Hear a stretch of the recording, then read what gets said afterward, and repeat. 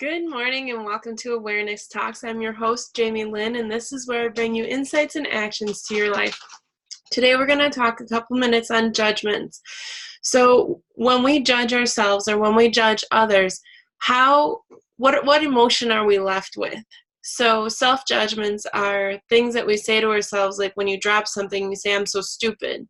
How could I have done that? When we talk negative to ourselves enough times, we start to believe it. Judgments on other people, we are giving ourselves permission to be mean, in a sense, to another person. That's no different than when you think about schoolyard bullying or office bullying. It's the same. But even though we don't express it and it's only in our heads, you're thinking, well, what's the big deal? Well, we're bringing ourselves down a level of there's no compassion, there's no empathy or sympathy there's no patience. So when we have judgments inside of our lives, we're taking a lot away from ourselves and from those who are around us. And the impacts of that are that, we can fall into depression real easily. We can lose friends. We can have these relationships that they're superficial, they're not authentic relationships.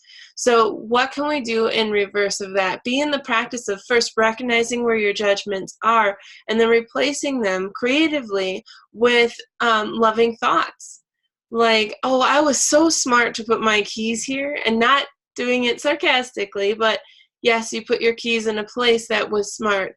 Or that person is so creative in the way that they dress, instead of saying, wow, I really don't like the way they're dressed. How could they do that? They are being bold, or they're being creative, or they're being expressive, and you really admire that about them. Instead of judging, it's going to make your life a lot lighter. You'll notice that when you look at your judgments and start to stop them before they get into too much detail, that you'll have power over your life. You'll feel more responsible about the way you think and the things that you say, and that people feel that energy, that vibe. You get that text message and you're like, oh, that person's mad. They may or may not be, and how do you tell in a text message? But you can feel the energy of that person being mad. We put out that in our world when we judge people. So why not put out things that are creatively loving and bring something to our lives, like a sense of joy? So judgments, its impacts, it's a very negative way of living your life if you continue to allow judgments to be a part of it. So just be in practice. It takes time to notice it. Be patient with yourself. Give yourself some sympathy on this one. Notice, recognize, and then create a new thought to replace it. All right, thanks so much for tuning in and being a part of this community. Thank you so much for your commitment to your life.